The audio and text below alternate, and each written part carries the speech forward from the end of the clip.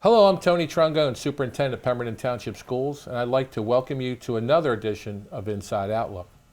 Today we're here to talk about our one-to-one technology initiative that we introduced back in 2015. Over the past 4.5 years, this program has expanded into a robust, comprehensive technology platform infused throughout the curriculum.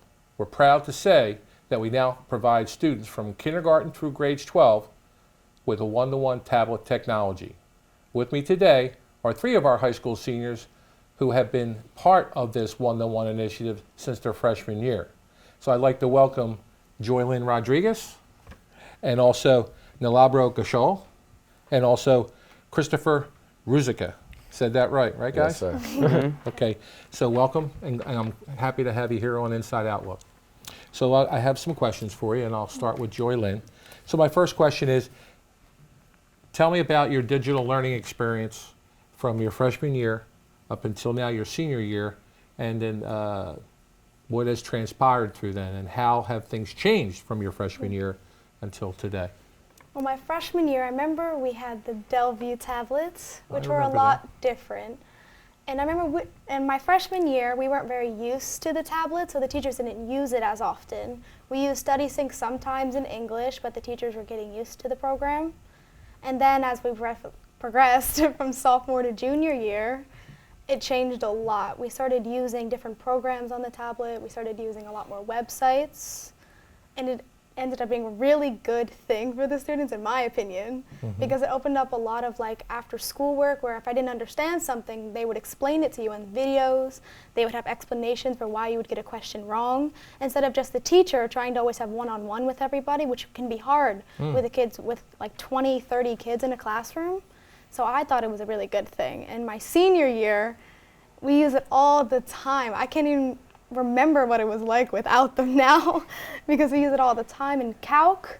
We use it to do quizzes, we use it to do classwork, we use it to do tests, we use it to explain things, and it's a really nice thing to That's have. great to hear. Yeah, I definitely agree with Joylyn. And on top of that, the more rigorous classes you take, I feel like the more vital it is to have technology, because harder classes, teachers are incorporating technology way more into their classes, and it's just overall useful for us. Absolutely, especially they're used in ways that you wouldn't even think they would be used, because in some classes like advanced placement statistics or calculus, we use the AP study website to learn different things and to take the learning outside of the classroom and into the homes. That way you can continue to learn even while you're out of school. Okay. What about, as far as from freshman year to now, the stability of it? Has it improved? As a superintendent, I'd like to know, are we getting better each year? Did it improve? Because you're a student, you're in class, it's working, right? It has to work 100. You just said you use it a lot now. Yes, all the So time. we're responsible to have it working 100% of the time, right? Yeah. So tell us about that. How are we doing?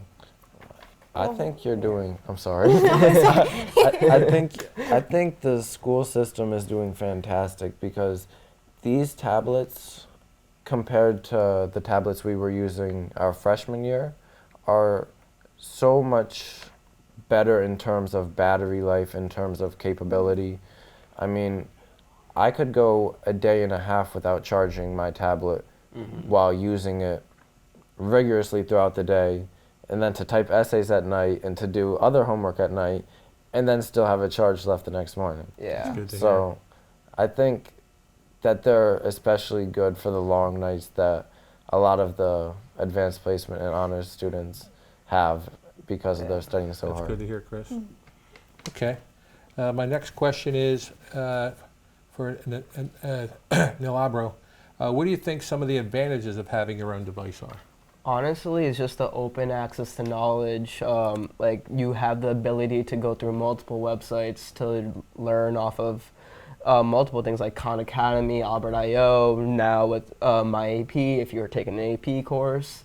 And you just have unlimited resources really to your disposal, and you can just feed off of others as well. Google Classroom is almost perfect for anybody who's in a class, because you can not only interact with the teacher, but you can also interact with students, learn off each other. Google's amazing with their system. With the sharing system, you can work together on it. Let's say you don't have a phone, you can just go on a Google Doc, communicate through there. Gotcha. It's good to know. It's good to know. Chris or Joy Lynn, anything else on that? No, I completely agree. Okay. That basically sums up how I feel as well. It's a very Well good said answer. then. So I'm going to go to question 3. Chris, you're up. So as far as the curriculum itself, the content, how have the lessons changed from your freshman year to today? As far as what you're doing in the classroom, with your teachers, with your colleagues? My freshman year, the only thing I can really remember ever using my tablet for was StudySync in McGraw-Hill, an English platform that basically tested our knowledge on a certain poem or piece of work, I'm sorry. And through my 4 years of high school, that's shifted from something that was used very limited. While it was there and while we were very thankful to have it, it shifted into something and flourished into a system that we have in place that we can use across the board for any class, for any student. That's good to know. Adding on it, I definitely think it enhanced our learning. It cultivated I learned in something within us to challenge ourselves, because when we have more access to information, like I said, you want to learn more about it. And this also makes the teachers want to make an increasingly harder curriculum for us so that we're getting the best education possible. Okay. And it also makes learning fun, because we use Kahoot, which set up like a competitive game against students. And so now everyone has a device, everyone can participate in Kahoot, and it gets really competitive, and everyone wants to be the smartest. They want to be number one, and Oh, I it's want to really be in that nice. class. I like to answer that. I love Kahoot. I love Me it. too. To take it back to more of like the down to the books thing part of it, they also help me in terms of CAP courses, because now students from their freshman year, they're able to take college level courses and get college credit for them. So a student starting their freshman year would be able to cap a course through the online system with an association with RCBC, and then they can get credit for, say, honors English or advanced placement literature and composition, and then receive 3 college credits for that, which will then accumulate into a college degree someday. So by giving us the tablets to use now, it's opening doors for our future and opening doors for our future education. That was one of my questions. With that in Sorry. mind, Yeah, like, good. it also prepares us as well for our future. We're going into a technology revolution. Everything we're going is based off technology, so having the tablets with us, we're only preparing ourselves for what daily life is going to be like in the future. So there's some people my age out there that learned in pencil and paper. So the question is, how much of it are you doing on pencil and paper now in the classroom? Joy Lynn. Not that much. Sometimes in English we'll annotate an article, because in AP there's still paper tests, so we have to practice being able to write annotations in like an article, an essay. That's really the only time, except for like quizzes sometimes. Okay. A lot of it's on the computer.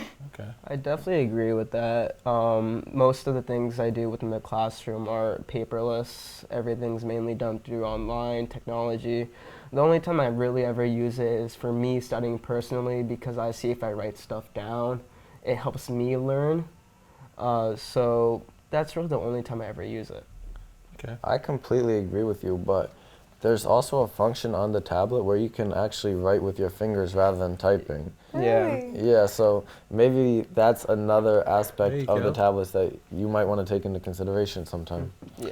Which leads me to the next question. So working digitally, how has it enhanced collaboration amongst your classmates? So I'll go to Chris a little bit more. You just gave one, you just talked to Joy Lynn, told her about an annotated feature of a tablet. Absolutely. Both of you guys are in Miss Williams's class, and we've worked on presentations between both classes. Like, we won't even be in the same class as another class, yet we'll be working with them to achieve one common goal. For example, we had to make a presentation on how to read literature like a professor, and each one of us was assigned a few chapters of the book, and we had to summarize them into certain slides. We all did it individually, but then combined them into one big slideshow on how to read literature like a professor. So rather than having to read an entire book, our classmates were able to teach us the content of the book through the PowerPoint presentation. So now I'm listening to that, and then we all had a piece of the book. And how did I learn the part that I didn't read? Did you have any type of conversation? So if I didn't understand your section, how was that facilitated? I know you wrote notes and you had slides, but did you have to elaborate, or, Absolutely. So, for example, Nanlabro would give me the basis of his chapter, and if there was anything that I didn't understand about that chapter, because he was presenting it to the class, I could just raise my hand and say, Nanlabro, I didn't quite catch that part. Can you explain it in a different way? And then he would teach it to me. So it's student-based learning through technology. Yeah, very well I said. definitely do think that it has helped with collaboration. I think technology forces you to actually do that, really, because Absolutely. like with the Google presentations, someone might not understand what you write down on the slide, so you're forced to explain in a way which they can understand. And with Google Docs, Google's a primary source. Everything's basically steering towards collaboration with the sharing feature, Google Classroom, Google Drive, cloud system, folders. Almost anything within technology has some sort of sharing system within it. So I'm one of your classmates and I don't want to raise my hand. Is there a feature where I can just write in there like a little text to say inside the Google Doc that You says... can leave comments on a lot Yeah. of things, docs, slides. You can leave comments on the side from teachers, students. Yeah, if you're like criticizing someone's essay, for example, you can annotate on there and give your suggestions. You can edit their paper if they wish to do so. It's based off feedback from the students itself. Learning isn't just about what the teachers provide to you. It's also student responsibility to take the initiative and help others learn with you. And I feel like that's the best way to learn off in a community. That's great stuff. I have one more question, because it looks like you guys have a pathway, and I know we look for college and career readiness. And so, listening to your questions, it looks like where do you plan on going to school? Are you going to school next year? That'd be a question for you, Joylyn. Yes, I want to go to college. I'm not quite sure I want to go quite yet. Okay. Albert? Yes, I plan to major in computer science. Okay. I'm looking into Rutgers, New Brunswick right now in the School of Engineering, and other choices would be like UNC, Drexel, and JIT. Good. Christopher? Yeah, absolutely. College is definitely in my plans. However, I'm not entirely sure on where I want to go yet.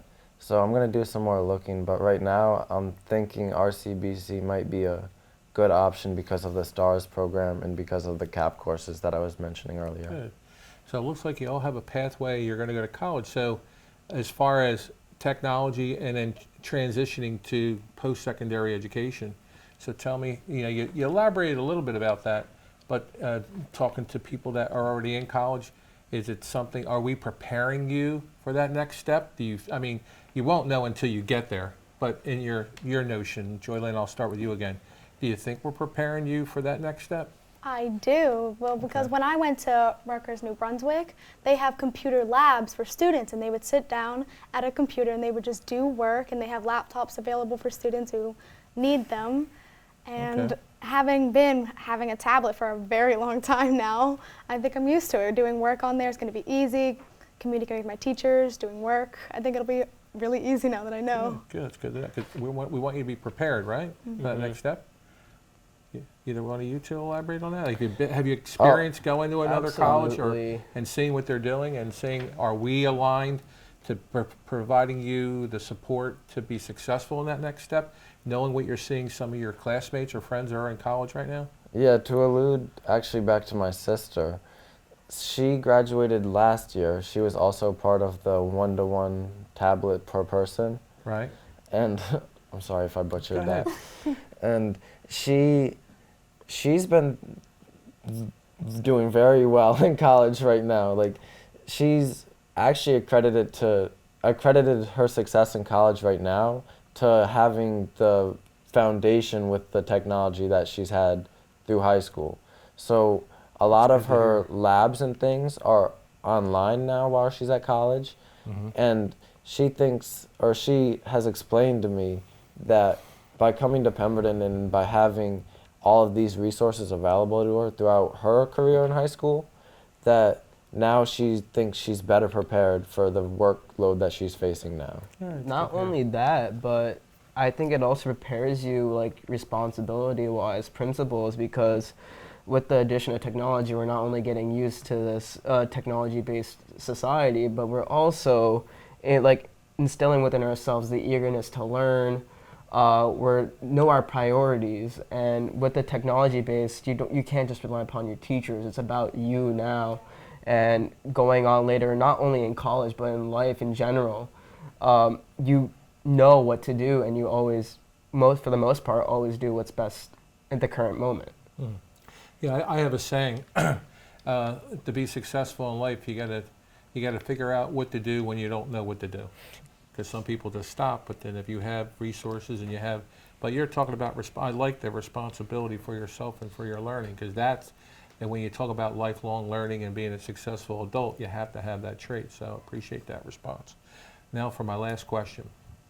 What could we do as far as your teachers, the administration, improve in regarding technology in the classroom for the three of you? I'm going to go backwards. I'll start with Chris. Oh no. Sorry, Chris. I was picking on Joy Lynn all the time.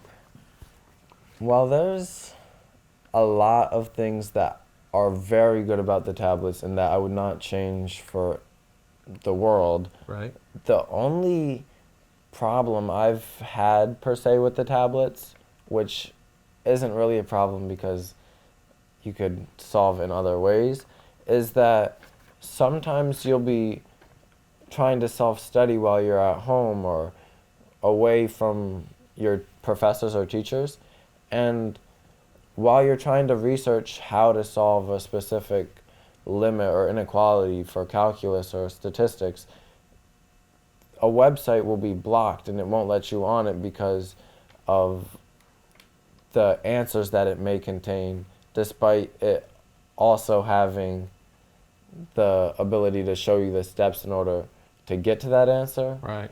So while that's one flaw, it's very much so outweighed by the pros. Definitely.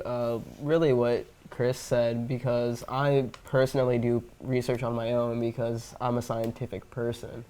So oftentimes, like, I'm just researching something, as per se, stem cells or gene therapy. So that's not technically school related, or it might have answers to most likely Miss Jason's genetics class. Right.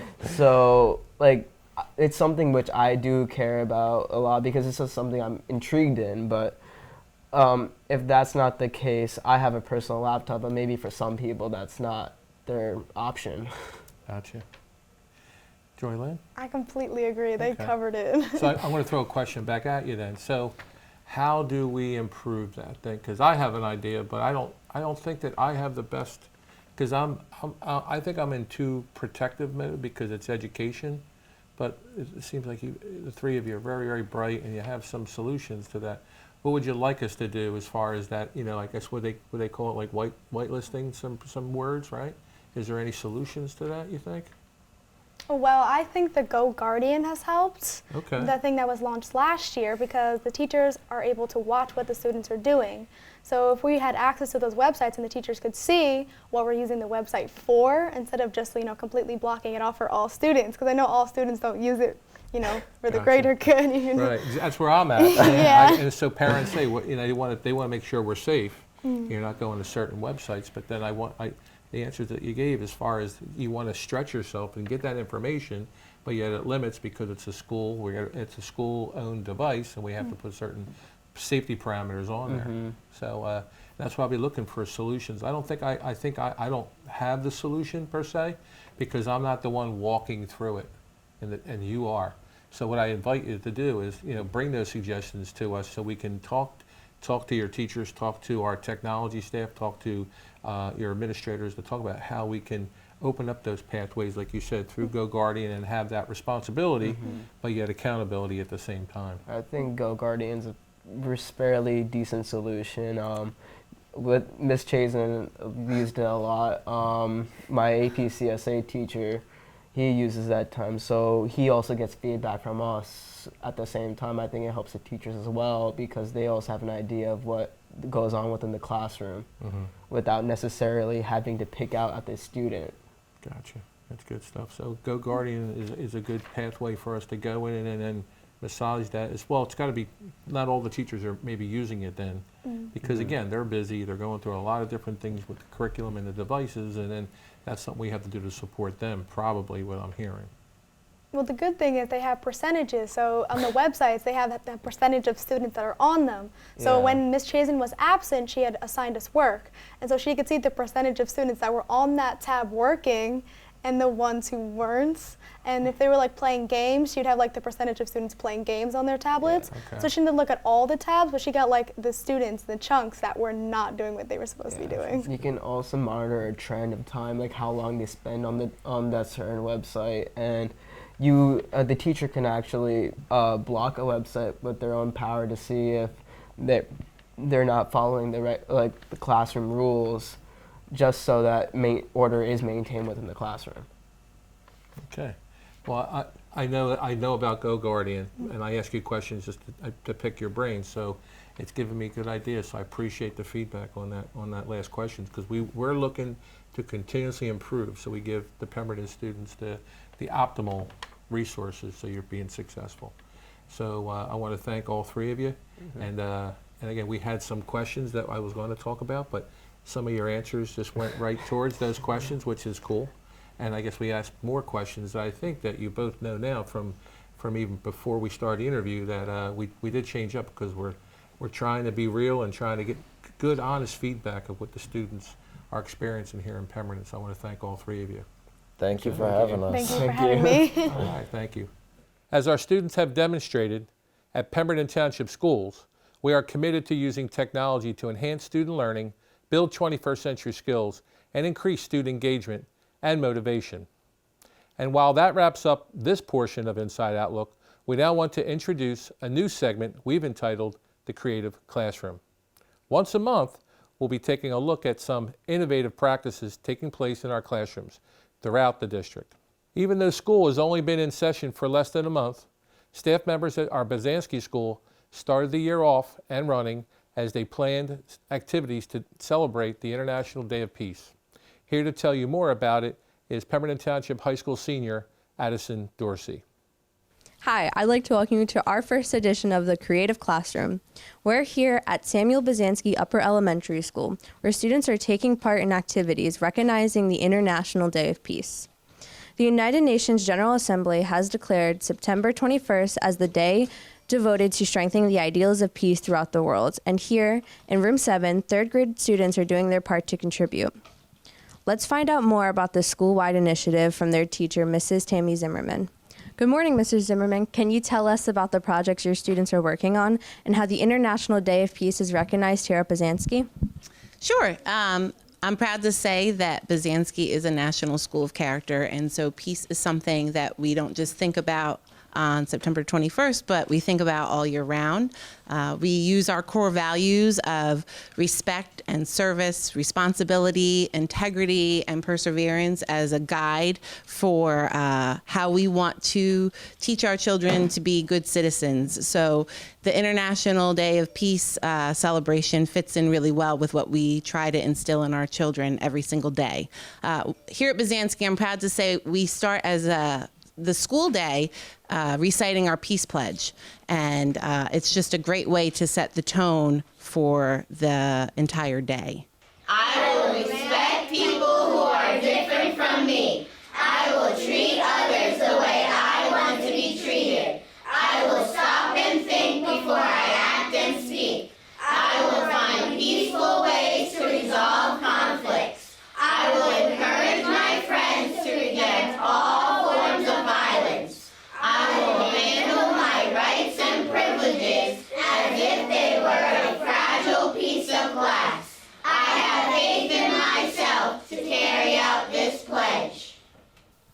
So in that Peace Pledge, we are telling students to believe in themselves, to have faith in themselves that they can resolve conflicts in a peaceful way, a nonviolent way, that they can respect the fact that school and friendships and interactions with one another are things that we need to value.